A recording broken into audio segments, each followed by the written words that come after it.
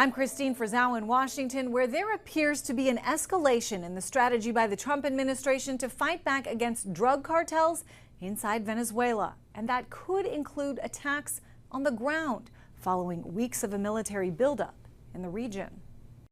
Up to this point, U.S.-led attacks on so-called drug boats from Venezuela have taken place in international waters. The government of the Dominican Republic, which said it worked alongside the U.S. on a recent mission, later shared these pictures. It says show some of the more than 300 packages of cocaine recovered from the boat.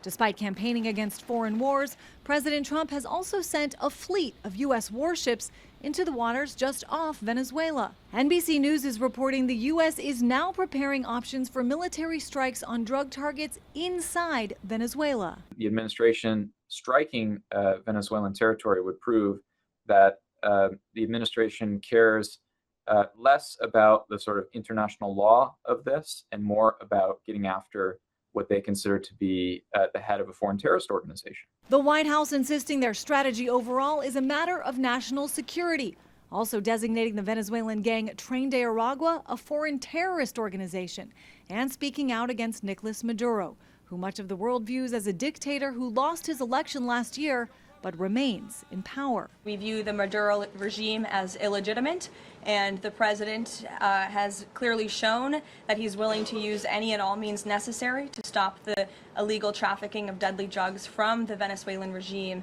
into the United States of America. Venezuela responding by staging military drills, also accusing the U.S. government of trying to remove Maduro from power. There is the criminal aggression that in the last decade has been waged against Venezuela to allow external powers to get their hands on Venezuela's natural resources and usher in a so-called regime change. Now, according to reports, the strikes inside Venezuela could happen within the next several weeks and would primarily focus on drone strikes against drug trafficking group members and drug labs.